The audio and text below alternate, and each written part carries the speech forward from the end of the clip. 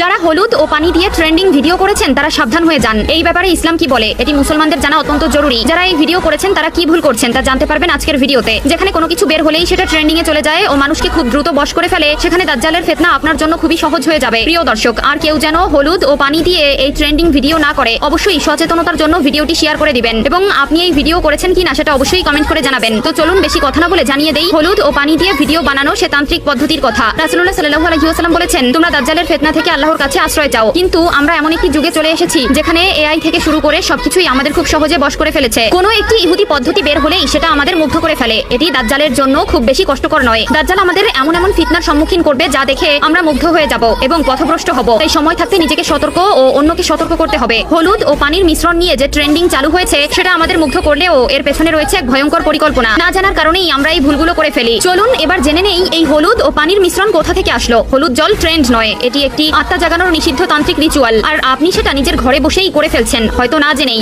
আপনি ভেবেছিলেন কাঁচের গ্লাসে হলুদ জল দিলে সুন্দর একটা অ্যাস্থেটিক ভিডিও হবে, ফিল্টার দাও, স্লো মোশন করো, মজা হবে। তাহলে শুনুন, আপনি যা করছেন তা হচ্ছে এক পুরাতন তন্ত্রের সংকেত, যা প্রেত লোকের আত্মাদের কাছে দরজা খোলার আহ্বান হিসেবে বিবেচিত হয়। প্রাচীন এক রিচুয়ালে বলা হয়েছে হলুদ প্লাস জল প্লাস কাঁচ তমসা দারহন, অর্থাৎ অন্ধকার থেকে আত্মার আগমন। এই রিচুয়ালের তিনটি স্তম্ভ: 1 কাঁচ, আত্মার প্রবেশ পথ; 2 জল, আত্মার চলাচলের মাধ্যম; 3 হলুদ, আত্মাকে আহ্বানের সংকেত। আর আপনি সেই আহ্বানকারী। হ্যাঁ, আপনি ডাক দিয়েছেন।